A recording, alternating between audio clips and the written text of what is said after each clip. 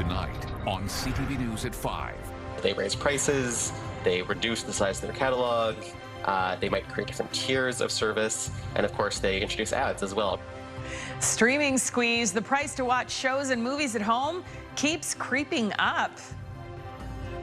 So we'd like everyone to please shut up for the next 2 hours and enjoy your books. And have a good read. A Halifax bar encourages patrons to stop by for a sip and some silence. It's a fusion of Caribbean, Nova Scotia, my travels, my experience, and all the foods that I love to eat. Plus, hold the meat. A maritime chef serves up some tasty vegan options. Hot and humid weather continues into the weekend and is joined by a chance of thunderstorms. Live from the Maritimes News Center, this is CTV News at 5. Hot and humid for sure. Hi there, everybody. Happy Friday. Good evening and welcome to CTV News at 5. I'm Maria Penopalis, and you are watching CTV News at 5. First at 5 tonight, streamflation. If you are a subscriber, you know the price of Netflix, Prime Video, Apple TV, and many other streaming services has steadily increased over the years. And what was originally a commercial-free option, well, that'll cost you more now, too. CTV's Emma Conby asks Maritimers if streaming is still a deal. Emma. Hi, Maria. I don't know about you, but my streaming services bills have certainly gone up in the last few years, and clearly I'm not the only one. A lot of Maritimers I spoke with today feel the same way. Brianna Baru says if she didn't have access to her parents' streaming services, she could no longer afford to watch. I've seen it go from, it used to be like, I think $10 maybe a month to all the way to 18, 19, and you're still getting ads on a lot of them, which I find to be especially scummy. She's not the only Maritimer who's taken notice. Prime was actually pretty good value. They had good variety. And now they send you an email saying, oh, if you don't want commercials, there's a fee for that.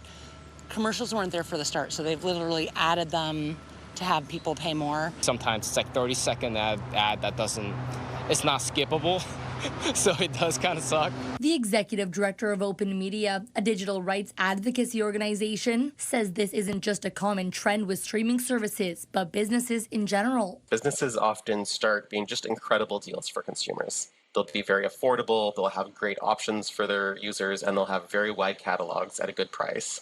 And so people are very excited. They say, hey, I'm going to use this service and nothing else. And then once people do, over time, businesses start chipping away at that bargain. Over time, prices have climbed, catalog sizes shrunk, tiered services and advertisements have been added. This retail analyst says it's to increase profits. Part of it is a need to generate cash, to generate content, which differentiates each provider from themselves. So, we started with Netflix, at about $10 or less. And that was just a basic plan. And then, it can be a very profitable business. So we saw a number of companies jump in, Disney, Crave, etc. These experts say streaming services remain the majority option for Canadians. So we've seen a switch in the last few years between cable subscriptions being the most common consumption choice to most people, especially younger people, choosing one or more streaming services. While some have cut the cord on cable, others may switch back. I never really had cable because it was too expensive, but I'm thinking if I keep all the services, it's going to be the equivalent of cable. Now advice from retail analyst Bruce Winder to save a few bucks is use the advertisement option on these streaming services as opposed to the higher tier options where you pay more, and take a look at the streaming services that you're actually using and get rid of the ones that you're not. Maria. Oh, some good advice. Thank you, Emma. CTV's Emma Conby for us in Halifax tonight. That actually brings us to tonight's web poll. We are asking, how do you watch TV and movies at home? These are your options. On cable, streaming, both, or neither. Just go to ctvnewsatlantic.ca to weigh in and to see the latest poll results. All right, over to the anchor desk we go now, where Stephanie Seekos is standing by in for Todd Battis. Hi there, Steph. Hi, Maria. So you may not be saving with the streaming services, but you are saving today on gas prices in all three maritime provinces. They continue to plummet. Gas and diesel fell another 10 cents overnight in Nova Scotia. There were smaller decreases in both New Brunswick and PEI last night. We'll ask a gas analyst how far pump prices might go tonight at 6. Plenty of questions about whether the number of people visiting our region will meet or exceed last year's tourism numbers. In Fredericton, for instance, thousands are expected at a local car show this weekend. Despite rising costs and tourism uncertainties, one city official says numbers are holding strong. We'll have that story at 6. And no surprise, it was another oppressively hot day as heat warnings continue in the Maritimes. Extra steps are being taken to protect some of the most vulnerable people in our region as nursing homes help seniors stay cool. We'll tell you more about that at 6. But now with our first look at the forecast and the person who can tell us when we may see some relief from this heat, Kaylin Mitchell joins us now. Yeah, so for the weekend ahead, the overall high temperatures may come down a degree or two, but by only cooling off a couple of degrees, it's still going to be quite hot for the Maritimes, and the humidity level is going to be staying high. So the humidex values will still be quite high on both Saturday and Sunday. We're likely to see heat warnings carry over and extend into the weekend for a good portion of the region. Temperatures right now at weather stations monitored by Environment Canada, mostly in the high 20s and low 30s. I did receive some reports from some personal weather stations from viewers around the region for today, including some from Cambridge Narrows, from the Kentville area in Nova Scotia, Cambridge Narrows in New Brunswick, Kentville in Nova Scotia, and Shelburne, Nova Scotia. Some of the high temperatures actually reached the mid-30s, with humidex values making it feel near 40. And we have humidex values right now as we're moving into the first part of this evening, making it feel for a good portion of the region up into the high 30s and a few right around 40, including St. Stephen in New Brunswick. Here's a look at the trend for the dew point temperatures and humidity moving through the weekend. You can see it really doesn't come down much Saturday and Sunday, so that's what's going to carry on those humidex values. Just a light wind around the Maritimes at this hour, mostly out of the west and southwest, sustained 5 to 10 kilometers per hour on radar and satellite. We've had a couple showers that popped up right around the southwestern corner of New Brunswick. Still possible that there could be a little bit of a thunderstorm with those. I'll have an update when I come back a little bit later on. Maria. Thank you, Kaylin. We'll see you a little later on. Right now, a community daycare is now in action after one family rallied to build a new center. CTV's Anna Mandan reports on the grand opening and the mom it's dedicated to. It's a big day in the New Brunswick village of Bath. Margaret A. Keenan Early Learning Center has officially opened. The better beginning we can give these children, the better, I believe, the better life they're going to have. It offers speech therapy, play groups, and community programming. Previously, it was operated out of the school next door, meaning children had to share washrooms with students, and after-school programming had to be put on pause for events like basketball. We have a population with higher needs, and we need to be able to support them in any way we can. And while this is a new beginning for the center, for Gary Keenan, it's the end of a year-long journey. He and his brother built the daycare through his construction company with funds from the province, the federal government, private donors, and their own pockets. You see the people with family, children and grandchildren that will be going here. You can only imagine them coming up and being that next group of people. The center sits on the site where a middle school once stood, and it was at that school that his mother once taught. The center is named for Keenan's mother, Margaret, and the legacy she left.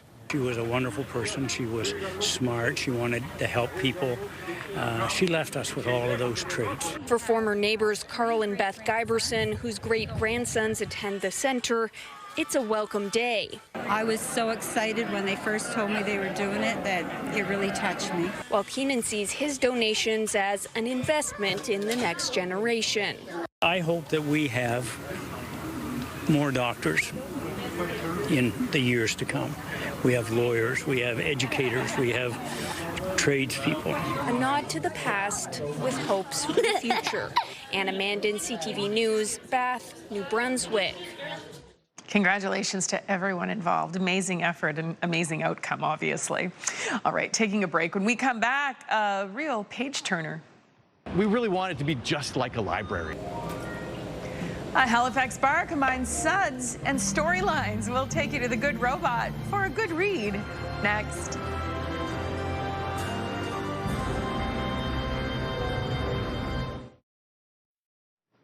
Welcome back. So every month, Good Robot Brewing Company in Halifax provides patrons with some peace and quiet. CTV's Jim Quammen stopped by their latest silent reading session.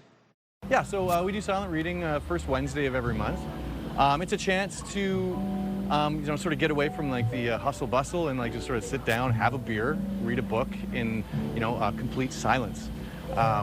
Well, we do play a little bit of music, but for the most part, it's kind of like being in a library, or as I like to call it, an imbibrary. And yeah, it started off back in 2016. We started it off as sort of a social experiment because, how long does it take for a bunch of people to sit quietly in a room with beer before they start to go insane? So that was the original thought, and it actually ended up becoming quite a popular event. And so we just kept on doing it, and now this is our 11th year here, and we're still silently reading at Good Robot. The people who show up to silent reading at Good Robot are, every single walk of life. We get a lot of people from the neighborhood who are just looking for a place to read. We get a lot of people who come from other parts of the city because it's such an interesting and different event. We really want it to be just like a library. We would make an announcement at the beginning, and it said, "Ladies and gentlemen, we're about to commence into the imbibrary. So we'd like everyone to please shut up for the next 2 hours and enjoy your books, and please whisper your orders to your bartender." One thing that's been interesting is the people that really love this event, they really are part of the event because, in order for this to work, we need to have people up there who are willing to shush other tables if they're getting too loud. So you'll find up there's a lot of people, if someone starts coughing or laughing or giggling or, talking amongst themselves or looking at their phone, you will find other tables shushing, the bad actors. And it sort of seems to regulate itself, which is kind of interesting.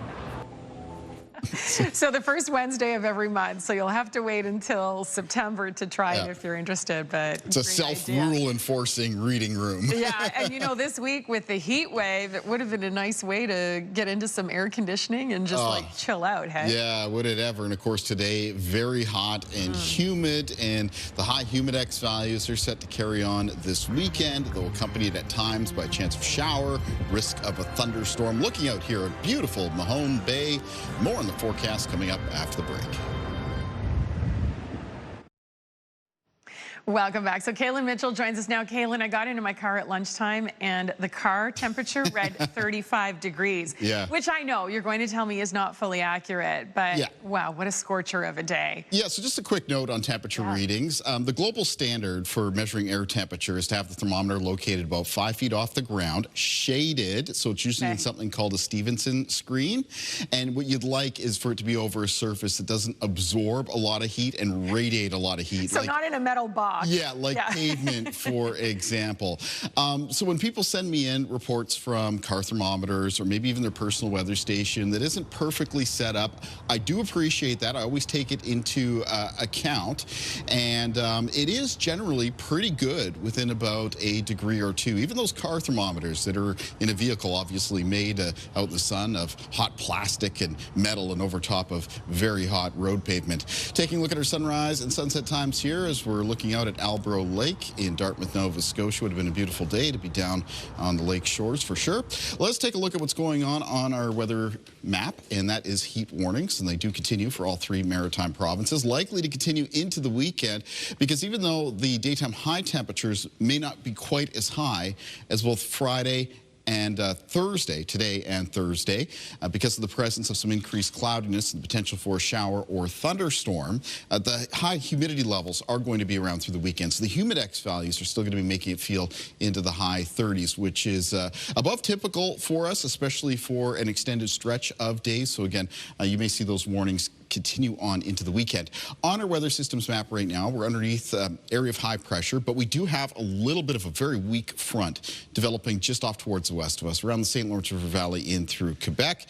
And that's expected to make its way into the Maritime region on the weekend. And that's just going to create conditions that are a little bit more unsettled, give us a higher chance of seeing some showers develop or maybe some thunderstorms develop as we move through the days. The highest risk of thunderstorms both Saturday and Sunday will be afternoon into evening hours. Now, we do have a couple of pop-up showers right around the southwestern corner of New Brunswick this evening. Was a little bit of lightning with those, picked up mostly on the main side of the border, but wouldn't surprise me if there's still a little bit of a small thunderstorm within that area of showers, so that's going to be coming to an end as we make our way through this evening. Tonight, very warm, very muggy, much like the last couple of nights have been. Even as the temperatures begin to cool, you can expect humidex values for most of the night to make it feel, if not into the 30s, then certainly the 20s. Fog might be a little bit more widespread for tonight as well. Fog patches could develop even for inland areas, and some coastal fog expected around the Bay of Fundy coastline in New Brunswick and the southwestern coastline of Nova Scotia. Forecast for tomorrow as we move through the day,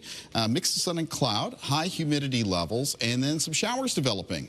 And with those showers, a risk of some thunderstorms. And we can see that taking place around central and southern areas of New Brunswick, moving into the early afternoon, as well as parts of mainland Nova Scotia. It will be western and southern to New Brunswick tomorrow and mainland Nova Scotia with the highest risk of thunderstorms during the day, but later in the evening, you could see some of those drift towards Prince Edward Island and areas further east into Nova Scotia and New Brunswick.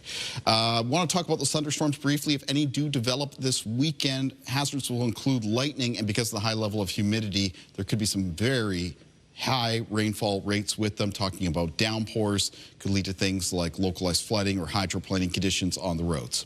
Taking a look at winds in the forecast for tomorrow, mostly on the lighter side and out of the south for the region, they'll be sustained 10 to 20 kilometers per hour.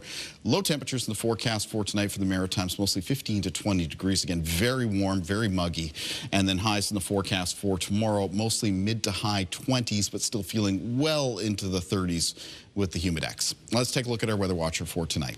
And tonight's weather watcher is coming in from 4-year-old Felicity Fraser from Windsor, Nova Scotia. Felicity has sent us a drawing of a person walking a dog and stopping to smell the flowers. Thank you, Felicity. And weather watchers can come in to CTV Weather Watchers, P.O. Box 1653, Halifax, Nova Scotia, B3J2Z4, or email kaylin.mitchell@bellmedia.ca. Maria. Thank you, Kaylin. So a new exhibit featuring the work and journey of acclaimed artist Alan Syliboy launched last night in Halifax. CTV's Jim Quammen takes us to the Prow Gallery for a preview. This is my new catalog. Just came out. It's a show I did a couple of years ago at Dalhousie University Art Gallery. And we've been waiting for this for the last 2 years, and finally here. And I'm having a show here at the Prow and to celebrate this book. He's been really gracious with us with his time and his art, and this is the second solo exhibition we've had with him at the Prow. And this one's really special because it follows Pam Edmonds' curated show that she did at Dalhousie, which was really special. And we have pieces from that, a piece from that show here. And the journey continues on from his long, successful career through the Dal show. And then now we have the pieces here that people are able to purchase them and bring them to their home. This painting here is from the show at Dalhousie, and it's in this catalog. So this is one that's very special because it's part of my journey show, and so it's really the star of the show. I'm a Mi'kmaq artist, and I'm a woodland artist, like Norval Morso or that sort of school. But you know, I have my own path, my own journey. I take my own path, but you know, like Norval is the source. It's the beginning of everything. So, you know, I admired him. I was lucky enough to meet him many years ago, and he encouraged me. So I feel his spirit every time I paint. This show will be up till the 28th of this month, so come and see it. Thank you, Alan. By the way, Alan Syliboy Journey will be at the Prow Gallery, as you just said, until August the 28th. And for those who are interested, you can also purchase a signed book at the gallery. All right, time for our final break, but here's a preview of what's on the menu next. I'm Vanessa Wright in Halifax. Stick around. We're going to speak with a Caribbean vegan chef who's bringing a one-of-a-kind culinary experience to the city. That story is just ahead on CTV News at 5. Mornings with Aaron and Peter. 10 questions, 60 seconds. If you know all the answers, you're winning $1,000. We play $1,000 Minute every weekday at 7 a.m. Welcome back. A Nova Scotia chef is serving up Caribbean cuisine with a twist. CTV's Vanessa Wright shows us her all-vegan menu skips out on meat, but doubles up on flavor. It can be tricky to find Caribbean food in Nova Scotia. It's even harder to find vegan Caribbean food. But a challenge Pamela Leonford was more than happy to take on. My menu has an item from all of the beautiful islands of St. Lucia, of the Caribbean. From Jamaica's iconic oxtail and rice to Trinidad and Tobago's tasty roti, she makes it all. It's a fusion of Caribbean, Nova Scotia, my travels, my experience, and all the foods that I love to eat in a nutrient-dense, holistic way. Originally from St. Lucia, she wanted a place where she could bring those flavors to life. She opened up Café Kai Manger 3 years ago in her hometown of Yarmouth, serving up Caribbean dishes that are 100% vegan. There had not been a black business on the main street in Yarmouth ever. So I'm like, okay, girl, you're that girl. You're gonna make it happen. You're gonna open the first Afro-Caribbean vegan restaurant in the province. Its popularity grew quickly and brought her to Halifax for a pop-up shop. Caribbean food is really zesty and fresh, and I love the heat that comes with it. I'm curious to see what it would go, like especially the oxtail, because that seems like a dish that is its own. So to try to veganize it, see if it can work. This food is quite literally delicious. The plate is clean, if you can't see already. But beyond the fiery flavor, Leonford was inspired by a holistic lifestyle. Battling her own health struggles, she wanted to offer people a healthier alternative to the foods they love. In Nova Scotia, we have a cardiovascular problem, right? In fact, our rate is the highest. And my mission really and truly is to change that trajectory, one nutrient-dense, whole food, plant-based, Caribbean vegan meal at a time. That's my goal, that's my mission. One she's serving up on a vegan platter for all to enjoy. Vanessa Wright, CTV News, Halifax. Looks absolutely delicious, and I did talk to Vanessa, and she said it was just like phenomenal food, so thank you for sharing.